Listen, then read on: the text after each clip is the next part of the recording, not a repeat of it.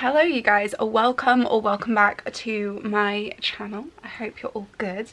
I am incredibly happy starting this video, like incredibly happy, because it is the Easter weekend, which means we get in the UK 4 whole days off work. I am so happy. So I'm planning on spending the entire Easter break reading, playing The Sims, and just generally getting my life together, because for the last week or so I've been sick with COVID. I was testing positive for 10 days. It was horrible.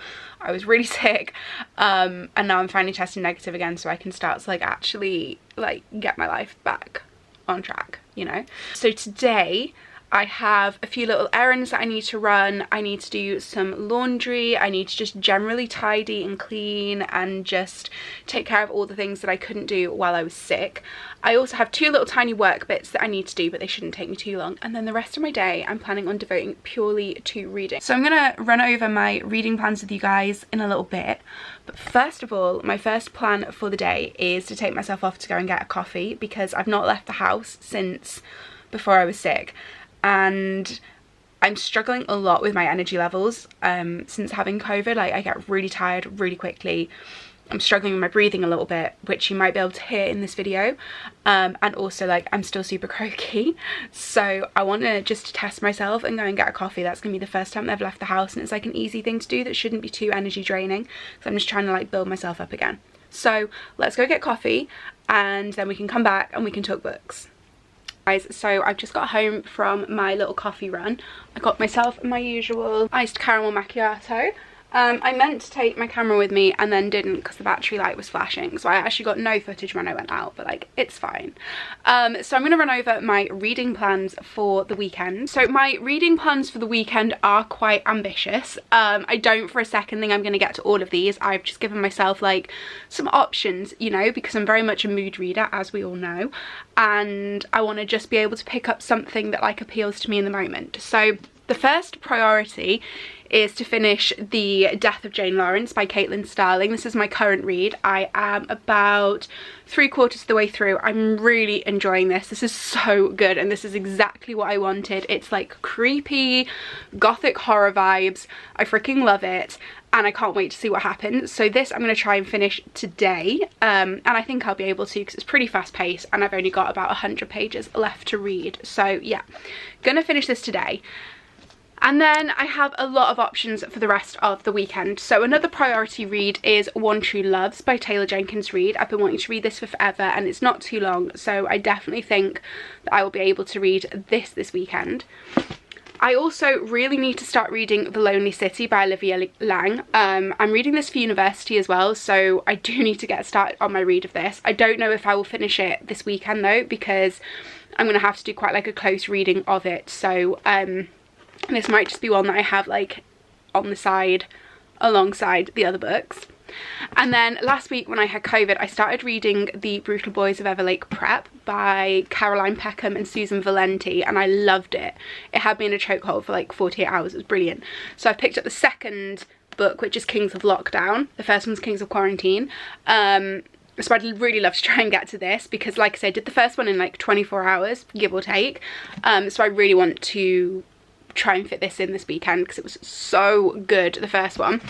And then I also have The Soulmate Equation by Christina Lauren.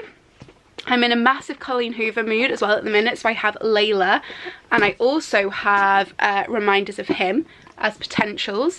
And then if I feel another creepy horror vibe, I've got Shutter by Melissa Larson as a possibility. So like I said, I'm definitely not going to get to all of them, but I just want to have at least one option for pretty much each genre. And yeah, I am really excited for a weekend reading, but I'm gonna sit and get stuck into The Death of Jane Lawrence for a little while my camera charges, and then I need to do some work bits, which I'm gonna get out of the way in the next couple of hours, so then the rest of the afternoon I can just chill. Okay guys, I have just finished The Death of Jane Lawrence. I loved this book. It was kind of a wild ride at the end, and it felt honestly a little bit of a fever dream. I'm kind of glad that I didn't finish it while I had bad COVID because I think it may have sent me a little bit crazy. But yeah, I really enjoyed it. It was not what I expected, but in like the best possible way. To be honest, I don't really know what I expected when I picked it up at first. I was wondering if there was going to be some kind of like Frankenstein or Jekyll and Hyde type elements, because in the synopsis it refers to her first experience at Lindridge Hall of like finding her husband completely changed, and I wondered if perhaps like she was going to discover him doing some kind of experiments, and like maybe that was where the element of danger or whatever came from. Like I wasn't sure where that was, like how that was going to kind of come about. And then obviously I did kind of guess there was going to be a little bit of a haunted house theme, which there is, but the way that it was done was really interesting, and the last kind of 50 pages or so have just like blown my mind. Like I'm still not 100% sure that I understand what happened. The only other experience I've had reading in recent years like this, where it's just left me feeling like I don't have an intelligent thought in my brain about what could possibly have actually happened, was when I read Bunny. And I think that's because that just is absolutely batshit crazy the entire way through, really, and it's very much like blurring the realms between reality and imagination, whereas this, there was a lot more kind of reality to it. It did feel a lot more tangible, but there's a lot of like mathematical themes in this, and I don't know if this was done to intentionally confuse the reader so that when you're kind of going through the ending of the book you're a little bit lost and you're kind of grasping at straws, similarly to I guess what's happening to Jane at the end of the book, or if it's just because I'm terrible at maths and I don't understand anything when it comes to like equations or rules or whatever. Because it kind of lost me a little bit with that, because that just kind of went over my head. But again, I feel like that could have been intentional from the author. But yeah, it was brilliant. I really enjoyed it. I enjoyed the supernatural themes. I enjoyed like the psychological twists and turns, the journey that it was kind of taking you on, and I also really enjoyed the magical elements to it as well, which I was not expecting, because I think typically with gothic horror, you know, like traditional gothic horror, there's occasionally supernatural elements but not really like magic, whereas this had both, and I really like that. So yeah, really enjoyed it. I'm pretty sure it's like a 4.5. It's not quite a 5-star, but definitely like a 4.5. And yeah, I'm really glad I read it. And also I've got my energy back. I have got a vodka and coke, and to be honest I think that is why. And I also just did an Easter hunt with my mum, bless her. She did like a quiz for me and my dad and hid like little Easter treats all around the garden, and I think that's helped to like bring my energy back as well. So yeah, but I need to now do a tiny little bit of work because it is 5 p.m. and I just want to get this bit of work done now so that I don't accidentally forget to do it tonight. And then the other thing I need to do is kind of really important, so I'm going to do both of those things, and then I'm going to unbox a parcel with you guys. But I'm trying to decide first of all what I want to read next, because I just don't really know what I'm in the mood for. I do really want to read One True Loves by Taylor Jenkins Reid, so I don't know whether to start that or whether to start Kings of Lockdown, because the first book, I think I said before, was just, it had me in a chokehold last week. It was so good, and I do really want to know what's going to happen, but I just, yeah, I can't decide between those two. It's definitely going to be one of these, because these are like my preferred reading for the weekend. Yeah, I can't decide which. So I'm gonna have a little break, do this little bit of work, and then I'll decide what I want to read next. I kind of also really am curious about reading Layla by Colleen Hoover, but I don't think I'm ready for another like thriller type book just yet. The only reason why I'm kind of like not sure if I want to pick this up right away is because I annotated the first one, which means I want to annotate this one, but that also means I need to just like pay more attention and not like zoom through it, and I'm kind of in the mood to just like read without annotating right now, so I don't know. Hey guys, it is a little later. I've just had my dinner, just got into my pyjamas, get a little comfy, a little cozy for some evening reading. I decided in the end to start One True Loves. I was gonna do, basically if I ever can't decide which book to read, I will read the first page of each of the books I'm trying to decide between. and then whichever first page grabs me the most I will read. And I didn't even need to test Kings of Lockdown. I read the first chapter of this straight away and was like, yeah, this is the vibe I'm going for. So yeah, I'm super excited. Like I think I said before, Taylor Jenkins Reid is one of my favourite authors. Never read a book of hers that hasn't made me cry and that I haven't loved, so I think this will be another one that I adore. I'm hoping it gives me that same kind of like emotional connection that her other books give me, because like that's what I'm looking for. I'm looking for like a deep like emotional connection to the characters this time. I haven't had like that kind of reaction to a character in a little while, so I really just want to be like attached. Like I really just want to love a character with my whole heart. So yeah, that's the vibe that I hope we're going for with One True Loves. So I need to finish off the last like of the 2 work thingies that I was doing earlier, so I'm going to do that and then I'm going to sit and read for a little bit. I think I also need to update my reading journal. So what I've started doing is writing reviews for each of the books that I read in here. I'm not counting like novellas at the moment in terms of like writing the reviews, because to be honest, like I can't really be bothered if I'm reading something that short. Like I don't know, I don't want to write a full review for it, but I'm enjoying doing them for longer books. I'm going to show you a couple of my spreads now because I'm actually just really proud of them. So I was inspired by Mochi Bujo for this. She has a reading journal, and basically on her reading journal she doesn't like make the spreads necessarily like aesthetically resemble the book, the themes of the book. She just creates spreads that she likes the look of in the moment and that speak to her in the moment. And originally when I first started doing this journal and writing reviews, I tried to use images that like fit the narrative, but then I was like, I have so much stationery that I'm just not using, and what's the point in like hoarding stickers and washi tapes and stuff and not using them? Like let's just use them, right? So that is what I basically started doing, and I'm having so much fun with it. So I'm going to show you like my most recent review pages, all the ones I've done so far for April, even though a couple of these books were books from March, but that doesn't matter. So this is what I mean, like this looks like a Halloween-y themed spread, and it's not at all. It was for the Grimrose girls. Like it was a dark academia, so I've got things like the books and like the girl reading and stuff, which I thought kind of spoke to that theme, but not like in any great detail. And then I've done this one for the War of Two Queens. It has absolutely nothing to do with the War of Two Queens visually, but I just really like the spread. This one's my favourite spread I think I've ever done, and this one was for Priest. And I even did like the Forgive Me Father if I have sinned, because honestly, Father Bell made me feel some kind of way. If you've read that book, you will get it. And then I did this one for A Hat in One Summer. This one I tried to loosely theme around the book because it was obviously set in like a seaside town, so I wanted everything to be kind of blue, but I kind of regret it because I feel like it doesn't fit with the rest of the journal now, which is very much like kind of these dark, like I guess like dark academia vibes. So I won't be doing another spread like this, but it was, you know, worth it. And then I did this one for Gallant. Didn't have as much to say about Gallant, to be honest. It didn't really like stick with me that much, so that's why I haven't like written a full 2 pages, but I tried to do 2 pages for every book. And then I did this one for Kings of Quarantine. I did this one last night and I really like this spread as well.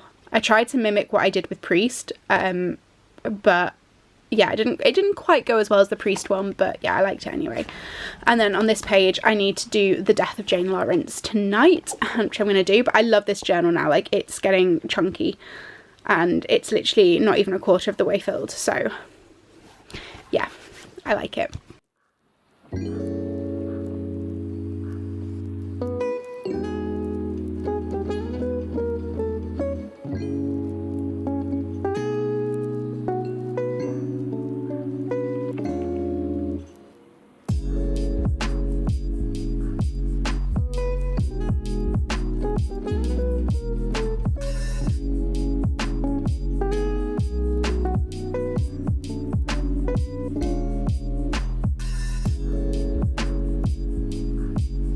Good morning, you guys. It is Saturday morning. I've been up for a little while and I've been reading One True Loves. I'm about a quarter of the way through it, maybe, give or take. I'm really loving it. It was... the start of it wasn't quite what I expected, I think, because we we're kind of following alternate timelines. So we're following like before her husband goes missing and then after her husband goes missing. So like the opening chapter, like literally by like the 3rd page, she gets the call from him that he's not actually dead. So you know that like straight away. Obviously you know that from the back anyway, but you know that like straight away. And then it jumps to how they met when they were in school.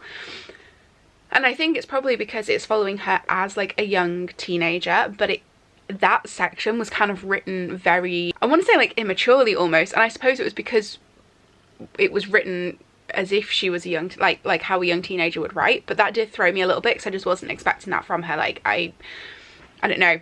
I always find her writing very mature and very, I can't think what the word is because I've only just woken up, but you know what I'm trying to say, like accomplished. And it was just like a little bit jarring to read something that didn't read like a normal Taylor Jenkins read.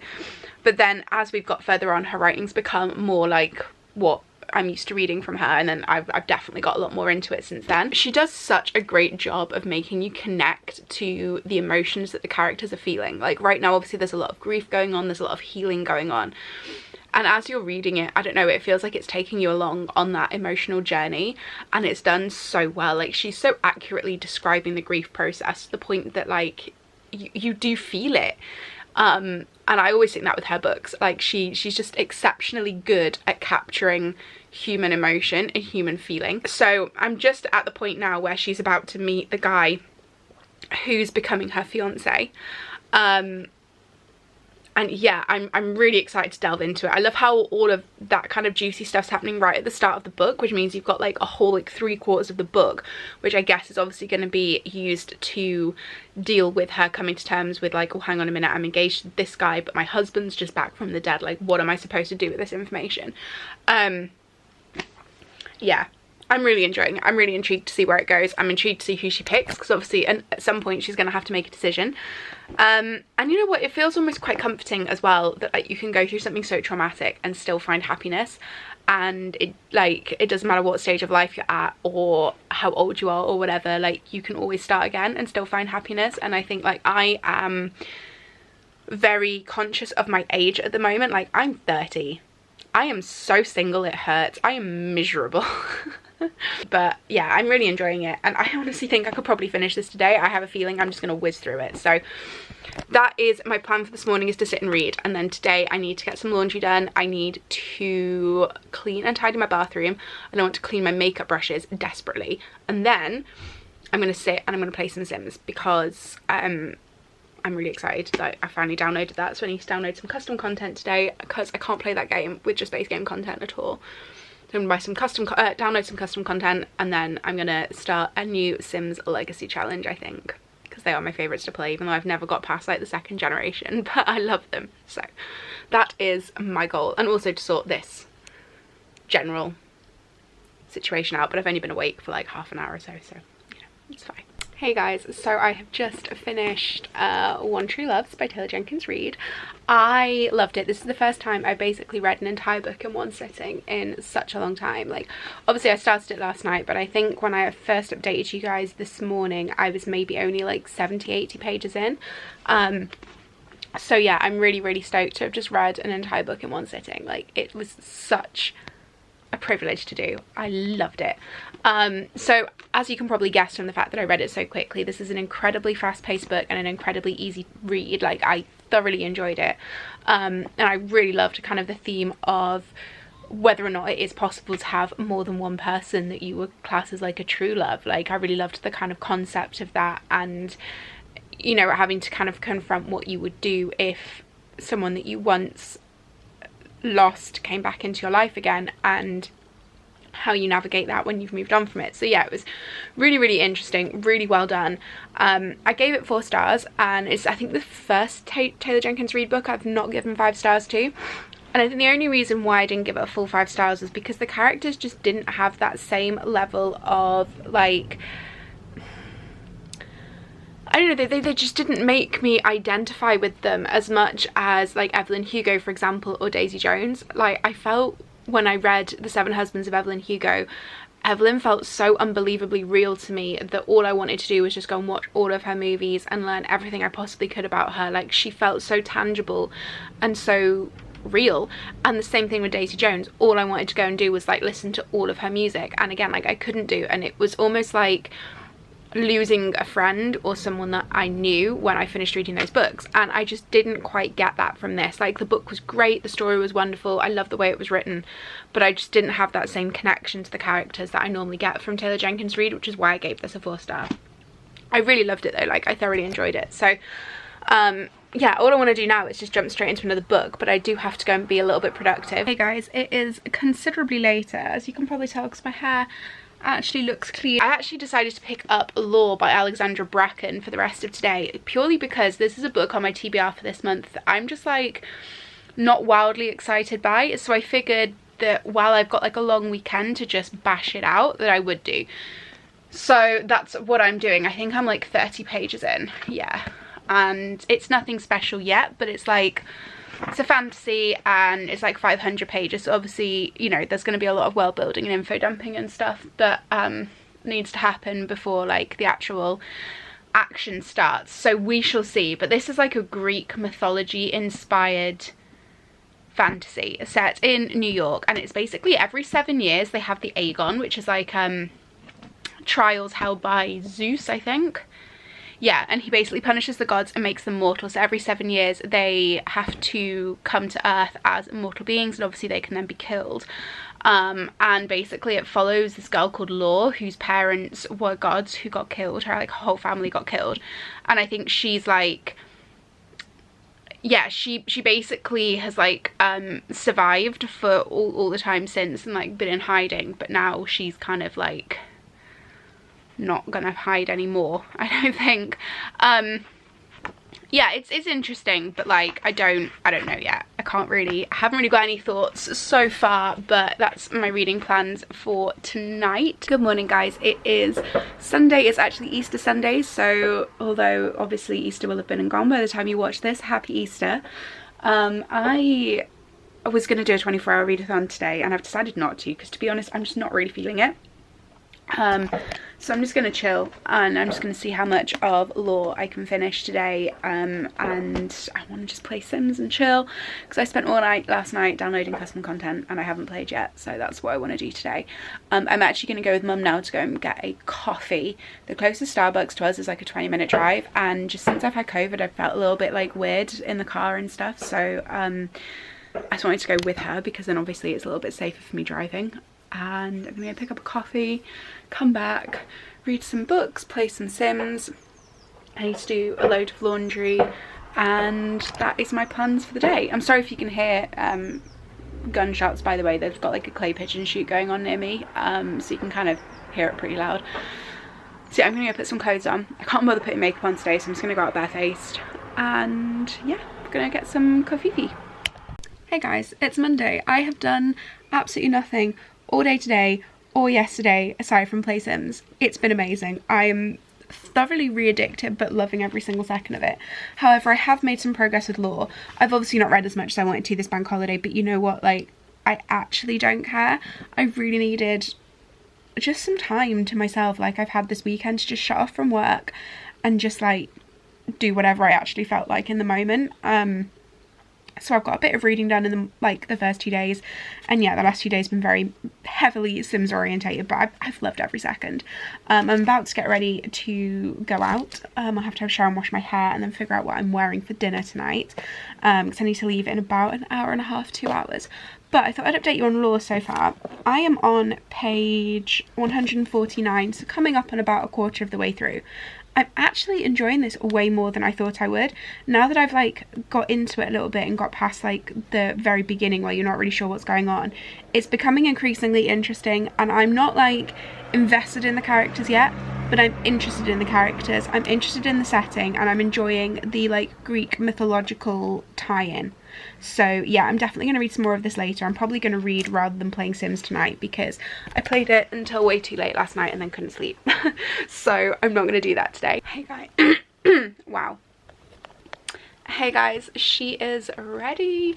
I'm also like, I'm wildly overdressed for where we're going tonight, but there was just absolutely nothing in my wardrobe that I wanted to wear except for this dress, so I put it on because life is too short to not wear the dress, you know. But anyway, I realized I totally forgot to tell you about the new book I got yesterday. So this year for Easter, my family and I were like, do we do Easter eggs? Do we not do Easter eggs? What's the plan? And we ended up, my dad got an Easter egg off my mum and I bought my mum and my dad an Easter egg. My dad bought me and my mum a book, which was lovely because it's just like, I'm 29, you know, like I'm 29. Oh my god, I'm 30.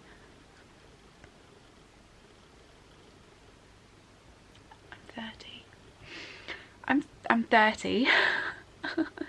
And I don't need a million chocolate eggs on Easter. Like, I'm not a child anymore, and obviously I'm gonna have way more enjoyment out of a book than out of chocolate. So my dad asked for a few books that I had been wanting, and I just picked a couple off my Amazon wish list, and he picked me out The Words by Ashley Jade. Now I believe this is a standalone like bully romance, and it features like a rock star called Phoenix Walker. The vibes remind me a little bit of Lilac, which I read earlier on this year, which you guys may remember. That one was a reverse harem. That was the girl who she ends up taking the guitarist position in this really famous band because her guitarist died and she has to go on tour with them. And yeah, like it's a whole thing. It was really good though, I really enjoyed it. And then shortly after reading that, I heard about The Words. And this is supposed to be absolutely incredible. Like, it's supposed to be amazing. I think she goes on tour with him because it says, I never thought I'd see Phoenix Walker again after he broke my heart, but fate had other plans. One tour, 8 weeks, 40 shows, countless opportunities to make him pay. The world thought he was a god, but I knew the truth. So obviously I don't know quite how it's going to play out, but I just think it sounds so exciting. So yeah, I'm really happy that I got a new book for Easter. So I'm just going to sit. I don't have to leave for another like 15 minutes or so, so I'm going to sit and read some more of the lore before I go. And then yeah, I'm going to go eat some nice food with my friends, feel all fancy and then come back. And I don't think I'll be out late because our table's quite early. So yeah, I can come back and read and try not to play Sims for the rest of the evening. Hey guys, I just came on to edit this video and realised that I had never finished it. So yeah, I really hope you guys enjoyed this vlog. I'm sorry it has ended quite abruptly, but if you did, please as always give me a thumbs up, let me know in the comments, and don't forget to subscribe if you are new, and I will see you in another video very soon. Bye guys.